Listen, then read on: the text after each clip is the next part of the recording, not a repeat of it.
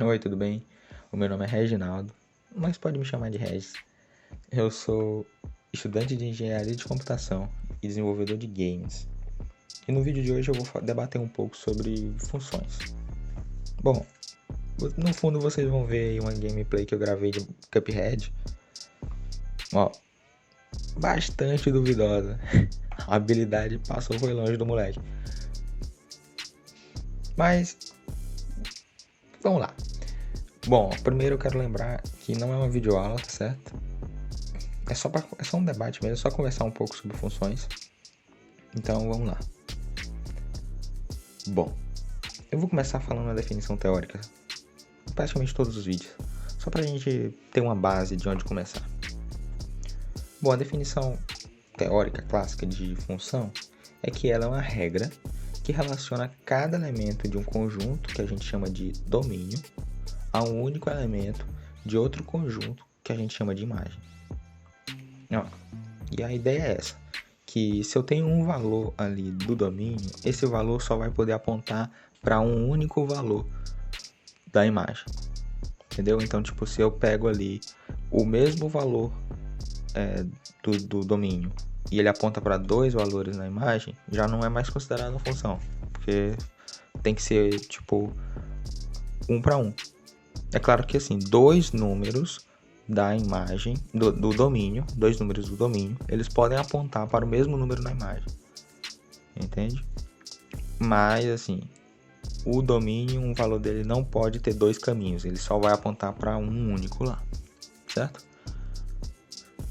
Se tu não tá ligado o que é conjunto e tal, tu ainda precisa dessa base, eu tenho um vídeo já falando sobre conjunto, então dá uma olhadinha aí no canal e assiste esse vídeo que ele vai te ajudar bastante. Bom, a gente tem essa ideia aí de conjunto que é de função que relaciona com conjunto e tal, e é uma parte teórica, é legal de saber, mas eu tenho uma definição que talvez seja mais simples. Pensa que uma função ela é uma fábrica, né? Uma fábrica, porque para pra pensar, uma fábrica, o que acontece na fábrica? Entra uma matéria-prima, né? Essa matéria-prima ela é processada e sai um produto final. A mesma coisa vai acontecer com a função.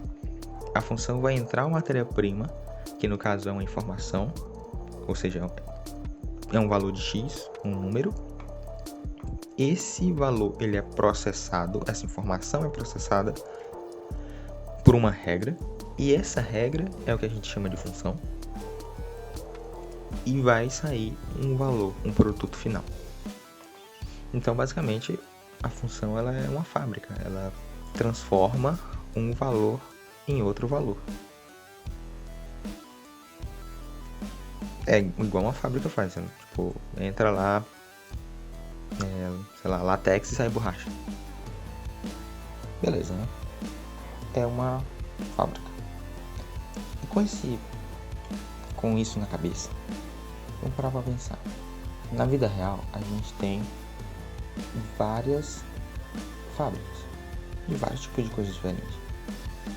Fábrica de cerveja, fábrica de ração para animais, fábrica de brinquedos para pet shop, fábrica de computador, várias fábricas.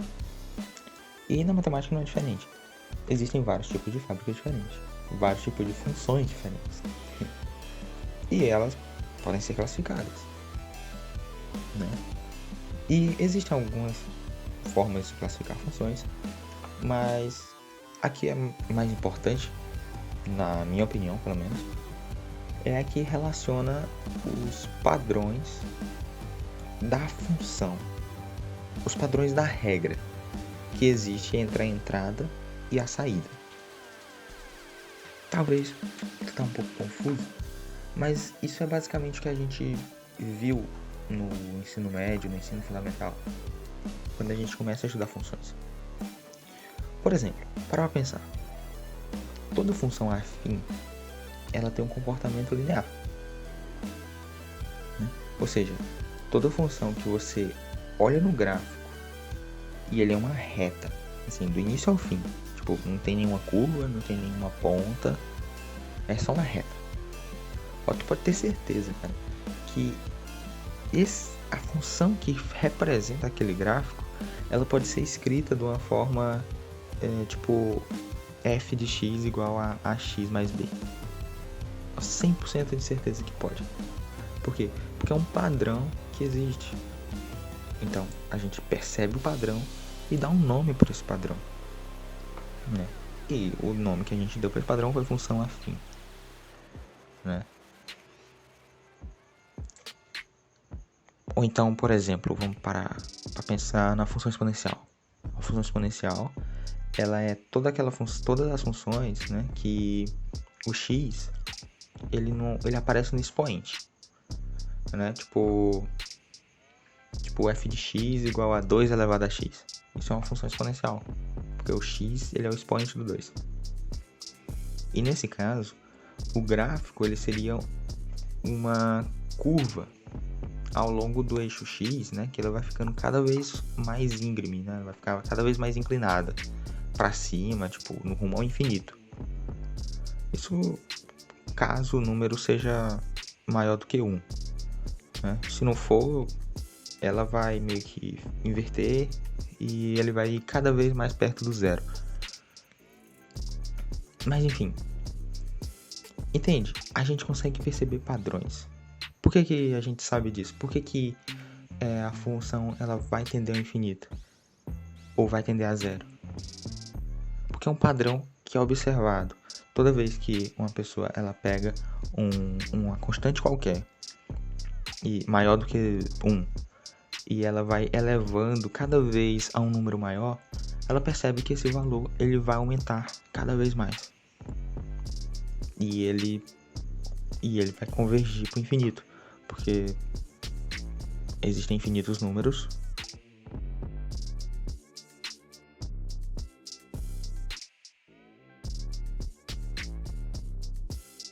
Para não prejudicar aqueles que não prestaram atenção ao lance, vamos mostrá-lo novamente com a magia do replay imediato. Então você vai poder cada vez elevar aquele valor a um número maior. E ele vai ir para o infinito, por exemplo.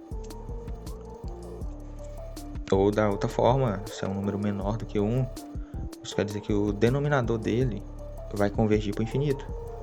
E se o denominador dele converge para o infinito, então tu está dividindo um número que também está aumentando, mas ele está aumentando menos, já que é um número menor do que 1. Ele vai aumentar cada vez menos. E ele está convergindo, tipo, um número menor dividido pelo infinito, ele vai convergir para zero. Basicamente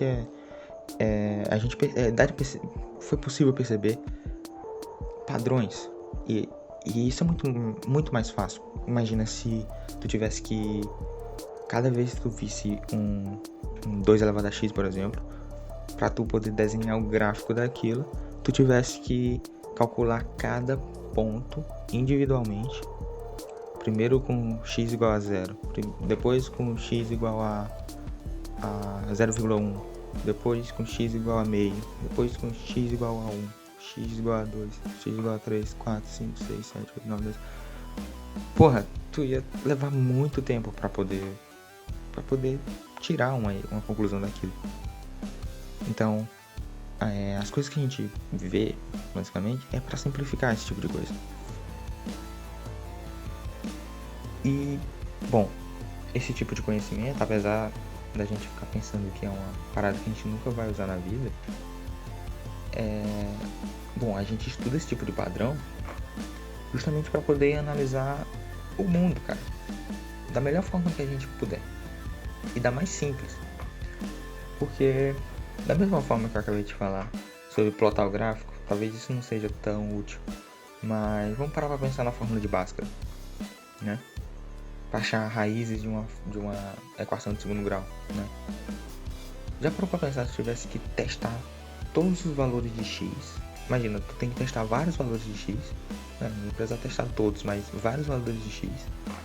Aí tu ia ter que perceber para qual direção, né? Para qual direção o resultado se aproxima de zero Tipo, se tu tem que voltar, diminuir o valor, ou tu tem que aumentar para ele chegar mais perto de zero. Aí tu ia fazer isso até convergir em um zero, uma hora ou outra. E depois tu ia ter que fazer o mesmo processo a partir daquele zero para procurar outra raiz. Isso é um trabalho muito grande. Bora pra pensar. É muito maior do que uma fórmula tipo menos b mais ou menos a raiz de b ao quadrado menos 4ac dividido por 2a. Bom, é muito mais simples. Só tipo, se tu consegue abstrair aquelas informações e saber quem é b, a e c, tu já é só fazer umas continhas básicas ali e tu consegue o resultado na tua cara, tá ligado? E além disso, além de tu pensar nesse tipo de processo, que ia ser tipo bastante mais complicado, vamos parar pra pensar naqueles casos que não envolvem uma raiz exata, por exemplo. Tipo uma raiz de 7 ou uma raiz de 5. Já parou pra pensar um trabalho que isso ia dar pra tu fazer isso na mão, pra tu encontrar esse valor na mão. Porque tu ia diminuindo os valores, a gente sempre diminui para valores tipo próximos, né? Valores tipo 2, aí vai lá pro 1,5, ou então se for subir vai pro 2,5. Mas esses valores muito quebrados, já parou a pensar na dificuldade que seria fazer esse tipo de coisa? Uma fórmula como a fórmula de Bhaskara e tal, ela mata isso muito mais fácil para nós, né? Isso ajuda, e a matemática, né, esse tipo de estudo de padrões, né, como eu falei, estudo das funções nesse caso, ela ajuda a gente até para que a gente não entre em situações horríveis. E eu tô falando financeiramente mesmo, de dinheiro. Tipo, como é o caso de você diferenciar um juro simples, um juro simples e um juro composto. Porque isso é a própria aplicação das funções afim, que é o juro simples, e a função exponencial, né? Se tu for parar para analisar o gráfico de duas funções, uma afim e uma exponencial, tu vai perceber que a função afim ela cresce muito mais devagar do que uma função exponencial. Então, a função exponencial, no caso o juro composto, ele, por mais que não pareça, assim, tipo, você olha assim, o juro menorzinho e tal, só que como aqueles juros ele acumula, ele é acumulativo, né? A gente vai estar trabalhando com um caso que é sempre pela multiplicação, né? É sempre pela exponenciação e não pela soma, como é o caso da função afim, do juro simples. Então aquele valor ele vai sempre aumentar numa velocidade muito mais acelerada, muito mais rápido, né, do que uma função afim, do que um juro simples.